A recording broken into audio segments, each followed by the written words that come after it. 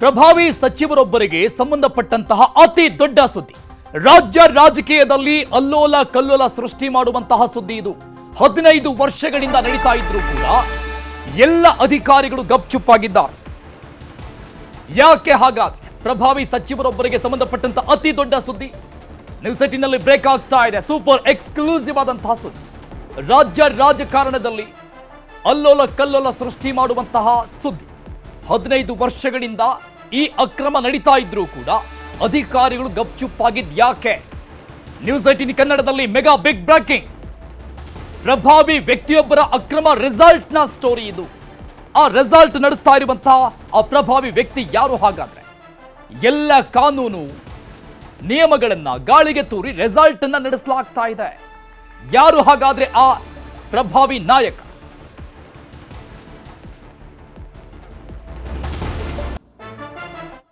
HD ಕೋಟೆ ತಾಲೂಕಿನಲ್ಲಿ ಅಕ್ರಮ ರೆಸಾರ್ಟ್ ನಡೆಸಲಾಗ್ತಾ ಇದೆಯಾ? ಇಂಥದ್ದೊಂದು ಗಂಭೀರ ಆರೋಪ ಕೇಳಿಬಂದಿದೆ. ಅಂತರಸಂತೆ ಪ್ರದೇಶದ ತಾರಕ ಅಣೆಕಟ್ಟು ಬಳಿ ಈ ಒಂದು ರೆಸಾರ್ಟ್ ಇರೋದು.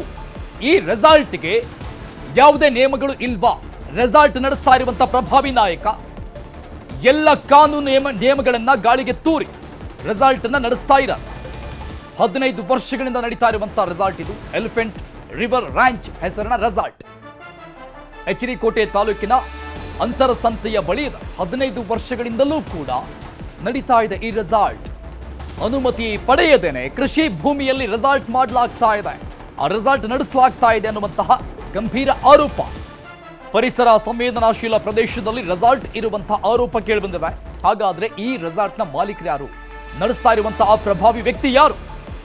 ನಾಗರಹೊಳೆ ಹುಲಿ ಸಂರಕ್ಷಿತ ಅಭಯಾರಣ್ಯದ ಬಫರ್ ವಲಯ ಇದು. ಪರಿಸರ ಸೂಕ್ಷ್ಮವಾದಂತಹ ವಲಯ, ಆನೆ ಸಂರಕ್ಷಣಾ ವಲಯ. ಈ ಪ್ರದೇಶದಲ್ಲಿ ಅಕ್ರಮ ನಡೀತಾ ಇದೆಯಾ? ಇಂಥದ್ದೊಂದು ಗಂಭೀರ ಆರೋಪ ಕೇಳಿಬಂದಿದೆ. ಹೈ ಫ್ಲಡ್ ಲೈನ್ ಮಿತಿಯನ್ನ ಉಲ್ಲಂಘನೆ ಮಾಡಿ ರೆಸಾರ್ಟ್ ಅನ್ನ ನಿರ್ಮಾಣ ಮಾಡಲಾಯಿತು. 15 ವರ್ಷಗಳಿಂದ ನಡೀತಾ ಇರೋದಾದ್ರೂ ಹೇಗೆ? ಯಾರದ್ದು ಕುಮ್ಮಕ್ಕಿದೆ? ನದಿಯ ಪ್ರವಾಹ ಭೂಮಿಯಲ್ಲಿ ಅಕ್ರಮ ನಿರ್ಮಾಣ ಆರೋಪ ಕೇಳಿಬಂದಿದೆ. ಪರಿಸರ ಇಲಾಖೆ ಅನುಮತಿ ಪಡೆಯದೇನೆ ಈ ಒಂದು ರೆಸಾರ್ಟ್ ಅನ್ನು ನಡೆಸಲಾಗ್ತಾ ಇದೆ ಅನ್ನುವ ಗಂಭೀರ ಆರೋಪ. ಇನ್ನು ಅರಣ್ಯ ಇಲಾಖೆಯಿಂದ NOC ಪಡೆಯದ ಆರೋಪ ಕೂಡ ಇದೆ. ನೋಡಿ, ಯಾವುದೇ ರೀತಿಯಾದಂತಹ ಸರ್ಟಿಫಿಕೇಟ್ಸ್ ಇಲ್ಲ ಅನ್ನುವ ಗಂಭೀರ ಆರೋಪ ಇದೆ. ಇನ್ನು DC ಅನುಮತಿ ಪಡೆಯದೆ ಆರೋಪ. ಜಿಲ್ಲಾಧಿಕಾರಿಯ ಅನುಮತಿ ಇಲ್ಲ. ರೆಸಾರ್ಟ್ ಮೇಲೆ ಕೇಳಿ ಬರ್ತಾ ಇರುವಂತಹ ಗಂಭೀರ ಆರೋಪಗಳಿದು. ರೆಸಾರ್ಟ್ ಜಾಗದಲ್ಲಿ ಜೋಳ ಬೆಳೆದಿದ್ದೇವೆ ಅಂತ ಸುಳ್ಳು ದಾಖಲೆ ಸೃಷ್ಟಿ ಆಯ್ತಾ? ಈ ಸಂಬಂಧಪಟ್ಟಂಗೆ ವಕೀಲ ರವಿಕುಮಾರ್ ಸೇರಿದಂಗೆ ಸ್ಥಳೀಯರು ಗಂಭೀರವಾದಂತಹ ಆರೋಪ ಮಾಡಿದ್ದಾರೆ. ದೃಶ್ಯದಲ್ಲಿ ನೋಡ್ತಾ ಇದ್ದೀವಿ, ತಾರಕ ಅಣೆಕಟ್ಟು ಬಳಿ ಇರುವಂತಹ ರೆಸಾರ್ಟ್. ಈ ಒಂದು ಜಾಗದಲ್ಲಿ ಇದು ಕೃಷಿ ಭೂಮಿ, ಇಲ್ಲಿ ನಾವು ಜೋಳದ ಬೆಳೆಯನ್ನ ಬೆಳೀತಾ ಇದ್ದೀವಿ ಅನ್ನುವಂತಹ ದಾಖಲೆಗಳನ್ನ ಸೃಷ್ಟಿ ಮಾಡಲಾಗಿದೆ ಅಂತ ಹೇಳಲಾಗ್ತಾ ಇದೆ.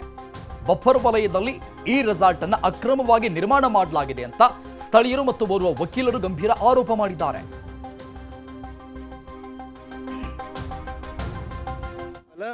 ಈಗ ನಿಂತಿದ್ದೀವಿ ಜಾಗ, ಇದು ಪೆಂಜಳ್ಳಿ ಸರ್ವೆ ನಂಬರ್ 23 ಜಾಗ.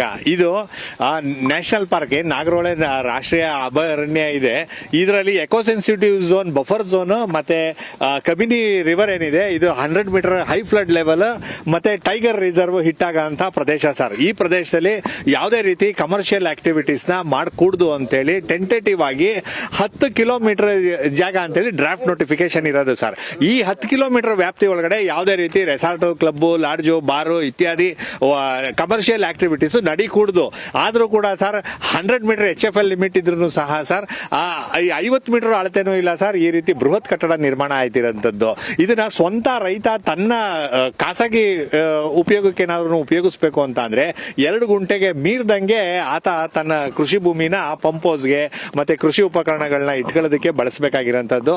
ಈ ರೀತಿ ರೆಸಾರ್ಟ್ಗಾಗ್ಲಿ ಕ್ಲಬ್ಗಾಗ್ಲಿ ಯಾವುದೇ ರೀತಿ ಅವಕಾಶ ಇಲ್ಲ. ಇದಕ್ಕೆ ಯಾವುದೇ ರೀತಿ ಫಾರೆಸ್ಟ್ ಡಿಪಾರ್ಟ್ಮೆಂಟ್ ಅವರು ನೋ ಅಬ್ಜೆಕ್ಷನ್ ಸರ್ಟಿಫಿಕೇಟ್ ಕೊಟ್ಟಿಲ್ಲ. ಲೋಕಲ್ ಗ್ರಾಮ ಪಂಚಾಯತಿ ಅವರು ಯಾವುದೇ ಕನ್ಸ್ಟ್ರಕ್ಷನ್ಗೆ ಪ್ಲಾನ್ ಸಹ ಕೊಟ್ಟಿಲ್ಲ. ಟೌನ್ ಪ್ಲಾನಿಂಗ್ ಅಥಾರಿಟಿ ಅವರು ಸಹ ಇದು ಯಾವುದೋ ರೆಸಿಡೆಂಟಲ್ ಏರಿಯಾ, ನಾನ್ ರೆಸಿಡೆಂಟಲ್ ಏರಿಯಾಗೆ ಪ್ಲಾನು ಸಹ ಸ್ಯಾಂಕ್ಷನ್ ಮಾಡಿಲ್ಲ. ಇರಿಗೇಷನ್ ಡಿಪಾರ್ಟ್ಮೆಂಟ್ ಅವರು ಸಹ NOC ಕೊಟ್ಟಿಲ್ಲ. ಆದ್ರೂ ಸಹ ಸರ್ ಯಾವುದೇ ರೀತಿ ಆಧಾರ ಇಲ್ಲದೇನೆ ಇಷ್ಟು ಬೃಹತ್ ಕಟ್ಟಡ ನಿರ್ಮಾಣ ಆಯ್ತಿರೋಂಥದ್ದು. ಈ ಫಾರೆಸ್ಟ್ ಡಿಪಾರ್ಟ್ಮೆಂಟ್ ಅವರಾಗ್ಲಿ, ಇರಿಗೇಷನ್ ಡಿಪಾರ್ಟ್ಮೆಂಟ್ ಅವರಾಗ್ಲಿ 2 ಎಕರೆ ಭೂಮಿಲಿ ಕನ್ಸ್ಟ್ರಕ್ಷನ್ ಮಾಡ್ತೀನಿ ಅಂತೇಳಿ 5 ಎಕರೆಗೂ ಹೆಚ್ಚು ಒತ್ತುವರಿ ಮಾಡ್ಕೊಂಡಿರೋದು. ಪೊಲೀಸ್ ಇಲಾಖೆ ಆಗ್ಲಿ ಯಾರೊಬ್ರು ಈ ರೀತಿ ಕ್ರಮ ತಗೊಳ್ಳದೇ ಇರೋದು ಇದೊಂದು ದುರಂತ ಸರ್. ಇದು ರೆಸಾರ್ಟು ಹೆಚ್ಚು ಕಡಿಮೆ ಸ್ಟಾರ್ಟ್ ಆಗಿ ಆ ಕಡೆ ರೆಸಾರ್ಟ್ ಇದು ಕಟ್ಟಿಯೋದು ಹೆಚ್ಚು ಕಮ್ಮಿ ಅವರು ಒಂದು 13 ವರ್ಷ ಆಗೈತೆ ಬಂದೀಗ. ಆಗ್ಲಿಂದ ಅಲ್ಲಿ ಕಟ್ಟಡ ಕಟ್ಕೊಂಡು ಅದನ್ನ ಏನೋ ಮಾಡ್ಕೊಂಡು ಅವರು ಈ ಕಡೆ ರೆಸಾರ್ಟ್ 1 ವರ್ಷ ಆಯ್ತು. 1 ವರ್ಷದಿಂದ ನಮ್ಮ ಹಳ್ಳಿಯವರು, ನಮ್ಮ ಗ್ರಾಮಸ್ಥರು ನಾವೆಲ್ಲ ಸೇರಿ ಹೋರಾಟ ಎಲ್ಲ ಮಾಡ್ದೋ ಇದನ್ನ ಹೆಂಗೆಲ್ಲ ಮಾಡಿ ನಿಲ್ಲಿಸ್ಬೇಕು ಅಂತ. ಬಟ್ ಏನೂ ಪ್ರಯೋಜನ ಆಗಿಲ್ಲ. ಯಾವ ಅಧಿಕಾರಿಗಳು ಇಲ್ಲಿ ನಮಗೆ ಇದು ಕೊಡ್ತಾ ಇಲ್ಲ, ಬೆಂಬಲ ಕೊಡ್ತಾ ಇಲ್ಲ. ಸರ್ಕಾರಿ ಭೂಮಿ ಅಂದ್ರೆ ಸರ್ ಅದು ಅವರು ಸಾಗುವಳಿ ಚೀಟಿ ತಗೊಂಡಿದ್ದಾರೆ. ಯಾರೋ ರೈತರು ಸಾಗುವಳಿ ಚೀಟಿ ತಗೊಂಡು ಈಗ ಮಾರಾಟ ಮಾಡಿರೋದವರು. ಈ ಕಡೆ ಅವೆಲ್ಲ ಇವು ಎಕ್ಸ್ಟ್ರಾ ಸೈಟ್ಗಳು ಈ ಕಡೆ ಇರೋ ಇವೆಲ್ಲನೂ ಹೆಂಗೆ ಏನೋ ಒಂದಷ್ಟು ದುಡ್ಡು ಕೊಟ್ಬಿಟ್ಟು ಒಬ್ಬೊಬ್ಬರ ಹತ್ರನೂ ದಲಿತರ ತುಂಡು ಭೂಮಿಗಳು ಅವನ್ನ ಒಬ್ಬೊಬ್ಬರ ಹತ್ರನೂ ಹಂಗೆ ಬರ್ಸ್ಕೊತಿದ್ದಾರೆ. ಇದು ಸ್ಥಳೀಯರು ಮತ್ತು ದೂರುದಾರರು ಮಾಡ್ತಾ ಇರುವಂತ ಗಂಭೀರ ಆರೋಪ. ಹಾಗಾದ್ರೆ ಈ ರೆಸಾರ್ಟ್ ಅನ್ನ ಅಕ್ರಮವಾಗಿ ನಡೆಸ್ತಾ ಇರುವಂತಹ ಆ ವ್ಯಕ್ತಿ ಯಾರು? ರೆಸಾರ್ಟ್ ನಡೆಸ್ತಾ ಇರುವಂತಹ ವ್ಯಕ್ತಿ ಹೆಸರು ಸರ್ಫರಾಜ್, ಸರ್ದಾರ್ ಸರ್ಫರಾಜ್ ಖಾನ್ ರಿಂದ ಜಿಪಿ ಅವರ ಹೆಸರಲ್ಲಿದೆ. ಆ ಸರ್ಟಿಫಿಕೇಟ್ ಕೂಡ ನೋಡಿದ್ದೀವಿ ನಾವು. ಹಾಗಾದ್ರೆ ಈ ಸರ್ದಾರ್ ಸರ್ಫರಾಜ್ ಖಾನ್ ಯಾರು? ಬೆಂಗಳೂರಿನ ಹಲಸೂರು ನಿವಾಸಿ ಸರ್ಫರಾಜ್ ಅಂದ್ರೆ ಸರ್ಫರಾಜ್ ಖಾನ್ ಅವರೇನಾ? ಸಹಜವಾಗಿ ಪ್ರಶ್ನೆ ಮೂಡುತ್ತೆ. ಯಾರು ಈ ಸರ್ಫರಾಜ್ ಖಾನ್? ಸರ್ಫರಾಜ್ ಖಾನ್ ಅವರೇನಾ? ಸಚಿವ ಜಮೀರ್ ಅವರ PS ಸರ್ಫರಾಜ್ ಖಾನೇನಾ? ಅವರ ಒಡೆತನದ ರೆಸಾರ್ಟ್ ಇದು? ಅಕ್ರಮವಾಗಿ ಈ ಒಂದು ರೆಸಾರ್ಟ್ ನಡೆಸ್ತಾ ಇರುವಂತ ವ್ಯಕ್ತಿ ಇವರೇನಾ? ದಾಖಲೆಗಳಲ್ಲಿ ನೋಡಿದ್ವಿ. ಸರ್ಫರಾಜ್ ಖಾನ್, ಸರ್ದಾರ್ ಸರ್ಫರಾಜ್ ಖಾನ್ ಅಂತ ಇತ್ತು ಹೆಸರು, ಅದರಲ್ಲಿ ಸೈನ್ ಕೂಡ ಇತ್ತು. ಹಾಗಾದ್ರೆ ಸಚಿವ ಜಮೀರ್ ಅಹಮದ್ ಖಾನ್ ಅವರ PS ಪರ್ಸನಲ್ ಅಸಿಸ್ಟೆಂಟ್ ಆಗಿರುವಂತಹ ಸರ್ಫರಾಜ್ ಖಾನ್ ಇವರೇನಾ? ಈ ಬಗ್ಗೆ ಇನ್ನಷ್ಟು ಡೀಟೇಲ್ಸ್ ಕೊಡ್ತಾರೆ ನಮ್ಮ ಮೈಸೂರು ಪ್ರತಿನಿಧಿ ಆನಂದ ಸಂಪರ್ಕದಲ್ಲಿದ್ದಾರೆ. ಆನಂದ, ಸಹಜವಾಗಿ ಇಂಥದ್ದೊಂದು ಪ್ರಶ್ನೆ ಮೂಡುತ್ತೆ, ಸರ್ಫರಾಜ್ ಯಾರು ಅನ್ನುವಂಥ ಪ್ರಶ್ನೆ. ಆದರೆ ಮತ್ತೊಂದು ಕಡೆ 15 ವರ್ಷಗಳಿಂದ ಈ ರೀತಿಯಾಗಿ ಅಕ್ರಮವಾಗಿ ಯಾವುದೇ ರೀತಿಯಾದಂಥ ಒಂದೇ ಒಂದು ಡಾಕ್ಯುಮೆಂಟ್ಸ್ಗಳು ಇಲ್ಲದೇನೆ ಇಷ್ಟು ದೊಡ್ಡ ಮಟ್ಟದ ರೆಸಾರ್ಟ್ ಅನ್ನು ನಡೆಸೋದಕ್ಕೆ ಹೇಗೆ ಸಾಧ್ಯ ಅನ್ನುವಂಥ ಪ್ರಶ್ನೆ. ಸಹಜವಾಗಿ ಇದಕ್ಕೆ ರಾಜಕಾರಣಿಗಳಿಂದ, ಅಧಿಕಾರಿಗಳಿಂದ ಕುಮ್ಮಕ್ಕಿದೆ ಅನ್ನುವಂತಹ ಒಂದು ನಿದರ್ಶನ ಅಥವಾ ಸಾಕ್ಷಿ ಸಿಗುತ್ತೆ ಸಹಜವಾಗಿ. ಅದು ನಿಜಕ್ಕೂ ಕೂಡ. ಯಾಕಂತ ಹೇಳಿದ್ರೆ ಮೈಸೂರು ಜಿಲ್ಲೆ SD ಕೋರ್ಟಿನ ಕಬಿನಿ ಡ್ಯಾಮ್ ಇರ್ಬೋದು ಅಥವಾ ಈ ತಾರಕ ಅಣೆಕಟ್ಟೆ ಏನಿದೆ, ಇದು ಸುತ್ತಮುತ್ತಲೂ ಕೂಡ ನೂರಾರು ರೆಸಾರ್ಟ್ಗಳು ಈಗಾಗಲೇ ಅಕ್ರಮವಾಗಿ ತಲೆ ಎತ್ತಿದೆ. ಸದ್ಯ ಈಗ ನಾವು ಮಾಡ್ತಾ ಇರುವಂತದ್ದು ಏನು, ಎಲಿಫೆಂಟ್ ರಿವರ್ ರಾಂಚ್ ಎಂಬ ರೆಸಾರ್ಟ್ ಏನಿದೆ, ಇದು ಸರ್ಫರಾಜ್ ಖಾನ್ ಎನ್ನುವ ವ್ಯಕ್ತಿ ಹೆಸರಿನಲ್ಲಿರುವಂತದ್ದು. ಇದು ಏನು ಸಚಿವ ಜಮೀರ್ ಅಹಮದ್ ಇದ್ದಾರೆ, ಅವರ PS ಅನ್ನೋದು ಸ್ಥಳೀಯರ ಆರೋಪ ಆಗಿರುವಂತದ್ದು, ಅಲ್ಲದೆ ದೂರುದಾರ ವಕೀಲ ರವಿಕುಮಾರ್ ಅವರ ಆರೋಪ ಆಗಿರುವಂತದ್ದು.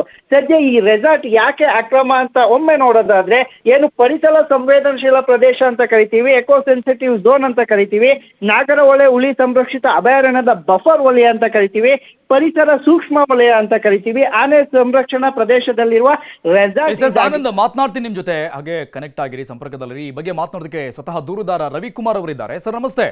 ಸರ್ ನಮಸ್ಕಾರ ಸರ್. ಸರ್, ನಿಜಕ್ಕೂ ಕೂಡ ಇದು ಬಹಳಷ್ಟು ಆಶ್ಚರ್ಯ ಅಂತ ಅನ್ಸುತ್ತೆ.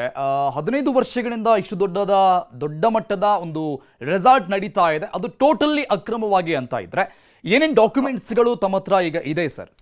ಸರ್ ಹೌದು ಸರ್ ಇದು 15 ವರ್ಷದಿಂದನೂ ಸತತವಾಗಿ ಅಲ್ಲಿ ಸ್ಥಳೀಯರು ಮತ್ತೆ ಅಲ್ಲಿನ ಲೋಕಲ್ ಹೋರಾಟಗಾರರು ದೂರನ್ನ ಕೊಡ್ತಾನೆ ಬಂದಿದ್ದಾರೆ ಸರ್. ಈ ವ್ಯಕ್ತಿ ಯಾರವ್ರೆ, ಇವ್ರೇನೋ ಜಮೀರ್ ಅಹಮದ್ ಅಸಿಸ್ಟೆಂಟ್ ಅಂತೆ. ಅದಕ್ಕೆ ಇವ್ರ ಇನ್ಫ್ಲೂಯೆನ್ಸ್ ಇರೋದ್ರಿಂದ ಸರ್ ಆ ಲೋಕಲೈಟ್ಸ್ ಗಳು ಏನು ದೂರ್ ಕೊಡ್ತಾರೆ, ಅದ್ ಯಾವ್ದೇ ದೂರು ಪೊಲೀಸ್ ಠಾಣೆಲಾಗ್ಲಿ ಅರಣ್ಯ ಇಲಾಖೆಲಾಗ್ಲಿ ದಾಖಲಾಯ್ತಾ ಇರ್ಲಿಲ್ಲ ಸರ್. ಈಗ ನಾವು ಸೀರಿಯಸ್ ಆಗಿ ತಗೊಂಡು ಲೀಗಲ್ ಚಾನೆಲ್ ನ ಅವ್ರು ಅಪ್ರೋಚ್ ಮಾಡಿರೋದ್ರಿಂದ ಈಗ ಕಂಪ್ಲೇಂಟ್ ಗಳು ರಿಜಿಸ್ಟರ್ ಆಗಿರೋಂಥದ್ದು ಈಗ due process of law follow ಮಾಡ್ತಾ ಇದೀವಿ ಸರ್. ಇದೇನಂತ ಅಂದ್ರೆ ಸರ್, ಇದು ಎಂಟೈರ್ ಏರಿಯಾ ಬಂದು ಸರ್ ನಾಗರಹೊಳೆ ಅಭಯಾರಣ್ಯ ಪ್ರದೇಶದ ವ್ಯಾಪ್ತಿ ಒಳಗಡೆ ಇರುವಂತಹ ಬಫರ್ ಝೋನು ಸರ್.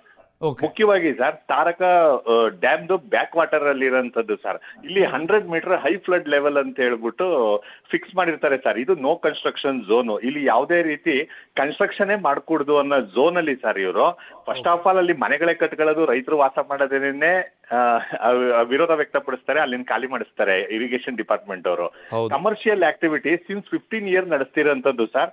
ಇದಕ್ಕೆ ಯಾವುದೇ ರೀತಿ ಅಧಿಕೃತವಾದ ಸರ್ಕಾರಿ ದಾಖಲೆಗಳಿಲ್ಲ ಸರ್. ಈ ಅರಣ್ಯ ಇಲಾಖೆಯವರಾಗ್ಲಿ ನೀರಾವರಿ ಇಲಾಖೆಯವರಾಗ್ಲಿ ಸರ್, ಇವರು ನಿರಾಕ್ಷೇಪಣಾ ಪತ್ರ ಕೊಡ್ಬೇಕು ಸರ್, NOC ಕೊಡ್ಬೇಕು, HFL ಲಿಮಿಟ್ ಅಲ್ಲಿ ಇಲ್ಲ, ಬಫರ್ ಝೋನ್ ಅಲ್ಲಿ ಇಲ್ಲ ಅಂತೇಳಿ ಕೊಡ್ಬೇಕಾಗಿರೋಂಥದ್ದು ಸುಪ್ರೀಂ ಕೋರ್ಟ್ ಗೈಡ್ಲೈನ್ಸ್ ಪ್ರಕಾರ. ಇಲ್ಲಿ NOCಗಳು ಸಹ ಇಲ್ಲ. ಆಮೇಲೆ ಲೋಕಲ್ ಪಂಚಾಯತಿ ಅವರು ಕನ್ಸ್ಟ್ರಕ್ಷನ್ ಏನಾದ್ರು ಮಾಡಿತ್ತು ಅಂದ್ರೆ ಪ್ಲಾನ್ ಅಪ್ರೂವ್ ಮಾಡಬೇಕು, ಅದು ಸಹ ಇಲ್ಲ.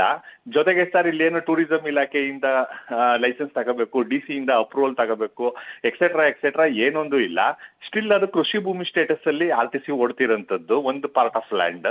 ಆ ಕೃಷಿ ಭೂಮಿ ಅನ್ನೋದಕ್ಕೆ ಅಲ್ಲಿ ನಾನು ರೆಕಾರ್ಡ್ಸ್ ಸಹ ಇಲ್ಲಿ RTC ತಾವು ಗಮನಿಸಬಹುದು ಸರ್. ಅವ್ರೇನೇನೆ ದುರಸ್ತ್ ಮಾಡ್ಕೊಡಿ ಅಂತ ಹೇಳ್ಬಿಟ್ಟು ಏನೋ DC ಒಂದು ಲೆಟರ್ ಕೊಟ್ಟವ್ರಂತೆ, ವ್ಯಕ್ತಿ ದುರಸ್ತ್ ಮಾಡ್ಕೊಡಿ ಅಂತ. ಇದ್ರ ಅರ್ಥ ಏನು ಸರ್? ಕೃಷಿ ಭೂಮಿಲಿ 15 ವರ್ಷದಿಂದ ರೆಸಾರ್ಟ್ ಮಾಡ್ತಾವ್ರೆ ಅನ್ನೋದಕ್ಕೆ ಗೂಗಲ್ ಚೆಕ್ ಮಾಡಿದ್ರೆ ಸಾಕು ಸರ್, ಗೊತ್ತಾಗ್ಬಿಡ್ತದೆ ಅಲ್ಲಿ ಒಂದು ರಾತ್ರಿಗೆ ಎಷ್ಟು ಚಾರ್ಜ್ ಮಾಡ್ತಾರೆ ಮತ್ತೊಂದು ಅಂತ. ಅದಕ್ಕೆ GSTನೂ ಕಟ್ಟಲ್ಲ, ಏನಂದ್ರೆ ಏನೂ ಇಲ್ಲ. ಇವ್ರ ಮೇಲೆ ಎಷ್ಟು ದೂರು ಕೊಟ್ರು ಸರ್ ಅಲ್ಲಿ ಸ್ಥಳೀಯ ಹೋರಾಟಗಾರರಿಗೆ ಸರ್ ಅಟ್ರಾಸಿಟಿ ಕೇಸ್ ಹಾಕ್ಸೋದು, ರೌಡಿ ಶೀಟರ್ ಓಪನ್ ಮಾಡೋದು, ಈ ರೀತಿ ಎಲ್ಲ ದಬ್ಬಾಳಿಕೆ ಮಾಡಿ ನಡೆಸ್ತಿರೋಂಥದ್ದು. ಅದಲ್ಲದೆ ಸರ್ ಈಗ ಪಕ್ಕದಲ್ಲಿ ಇನ್ನೊಂದು ಅವ್ರೇನೇನೆ ಅವ್ರ ಕಡೆಯವ್ರೇನೋ ಕಟ್ತಾವ್ರೆ, ಅದ್ ನೋಡಿದ್ರೆ ಸರ್ 5 ಎಕರೆಲಿ ಕಟ್ತಿರೋಂಥದ್ದು. ಈ ಟೋಟಲಿ ಕಾಡನ್ನ ನಾಶ ಮಾಡ್ತಾವ್ರೆ ಸರ್. ಇದೆಲ್ಲ ಹುಲಿ ಸಂರಕ್ಷಿತ ಪ್ರದೇಶ, ಟೈಗರ್ ರಿಸರ್ವ್ ಮತ್ತೆ HFL ಲಿಮಿಟ್ ವೈಲೇಷನ್, ಆಮೇಲೆ ಏನು ಎಕೋ ಸೆನ್ಸಿಟಿವ್ ಝೋನ್, ಇಷ್ಟೆಲ್ಲ ಇದ್ರೂ ಸಹ ರಾಜಾರೋಷವಾಗಿ ಮಾಡ್ತಿರೋದು. ಇದಕ್ಕೆ ಯಾರು ಲಂಗು ಲಗಾಮ್ ಕಟ್ಟೋರೇ ಇಲ್ದಂಗೆ ಆಗ್ಬಿಟ್ಟೈತಲ್ಲ, ನಮ್ ಕಾಡು ನಾಶ ಆಯ್ತೈತಲ್ಲ ಅನ್ನೋ ದೃಷ್ಟಿಯಿಂದ ಈಗ ದೂರು ಸಲ್ಲಿಸಿರೋಂಥದ್ದು sir. Okay, thank you Ravikumar ಅವರೇ, ನೀವು ಸೆಟಿನ್ ಜೊತೆ ಮಾತನಾಡಿದ್ರಿ.